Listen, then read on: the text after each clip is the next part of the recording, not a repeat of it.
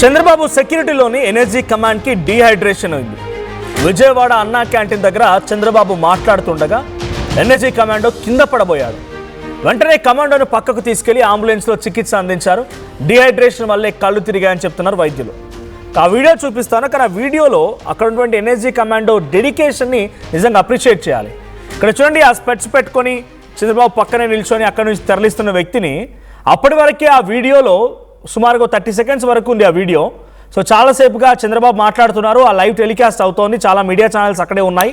So ఆ క్రమంలో అప్పటి వరకు నిజంగానే అస్వస్థ ఉంది అనుకుంటే చెప్పి అక్కడి నుంచి వెళ్ళిపోయేవాడు, కొంత దూరంగా వెళ్ళిపోయేవాడు, పక్కన ఉన్న వారికి ఇన్ఫార్మ్ చేసేవాడు. కానీ ఏదేమైనా పర్వాలేదు, నేను నా బాధ్యత నివర్తిస్తా అన్న రకంగా చంద్రబాబు పక్కన నిల్చొని తనకు రక్షణగా ఉన్నాడే కానీ ఆయన ఎక్కడ కూడా వెనుకడుగు వేయలేదు.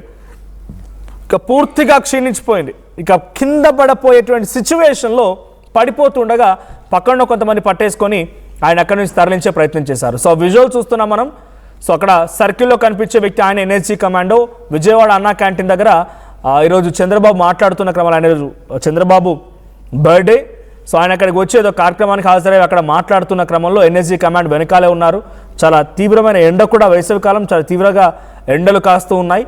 సో డీహైడ్రేషన్ అయిందట. వెంటనే ఆయన్ని పక్కనటువంటి చంద్రబాబు కాన్వల్ ఇలా కూడా అంబులెన్స్ ఉంటుంది, ఆయనకి అక్కడ చికిత్స అందించారు.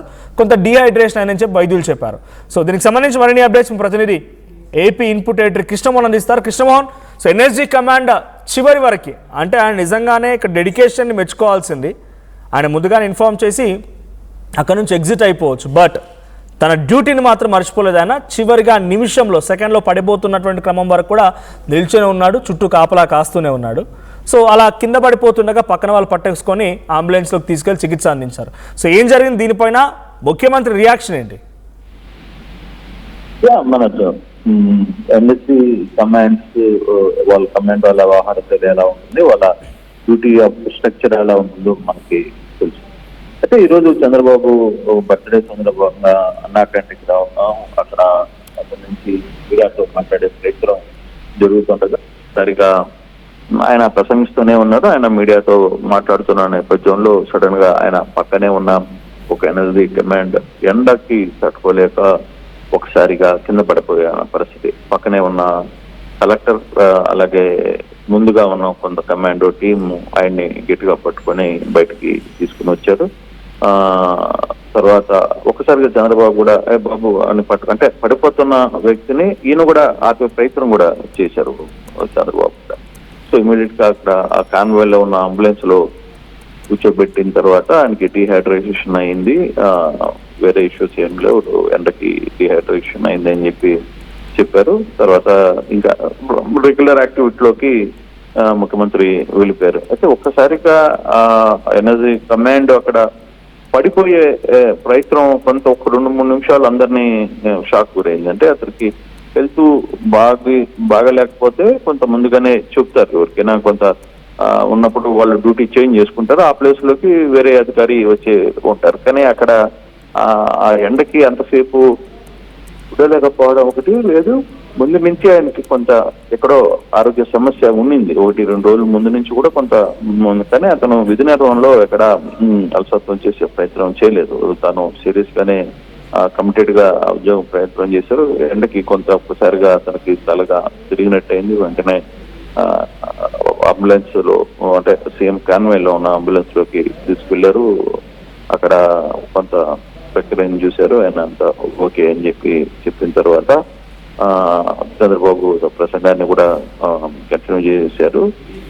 అయితే కొంత ఒక 2-3 నిమిషాలు ఆ సందర్భం మాత్రం కొంత ఏం జరిగింది అనే ఒక అటెన్షన్ ఒకసారిగా ఆ సందర్భం అయితే వచ్చింది మనోజ్.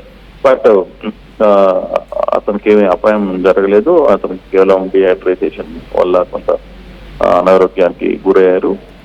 ఎనర్జీ కమాండర్లు మామూలుగా ఎటువంటి వాటిని చాలా ఎక్కువగా తట్టుకుంటారు. వాళ్ళ డ్యూటీయే అటువంటి, వాళ్ళకి ఇచ్చే క్రమశిక్షణ కానీ వాళ్ళకి ఇచ్చే ట్రైనింగ్ కానీ వాళ్ళకి ఒక డిఫరెంట్ ట్రైనింగ్ ఇస్తారు. అందుకే వాళ్ళని వివిఐపీలకు భద్రతగా Z+ కేటగిరీ భద్రతగా ఎనర్జీ కమాండర్లని ఇచ్చేందుకు వాళ్ళు కొంత యాక్టివ్ గానే ఉంటారు. బట్ అది జరిగిన సంఘటన ఒకసారిగా ఎందుకు డిహైడ్రేషన్ అయింది, మరి హాస్పిటల్లో వెంటనే అంబులెన్స్ లో తీసుకెళ్లడం వల్ల కొంత యాక్టివ్గానే ఉన్నారని చెప్పి సమాచారం. ఇంకా చంద్రబాబు రెగ్యులర్ యాక్టివిటీలోకి వచ్చేసారు మనోజ్.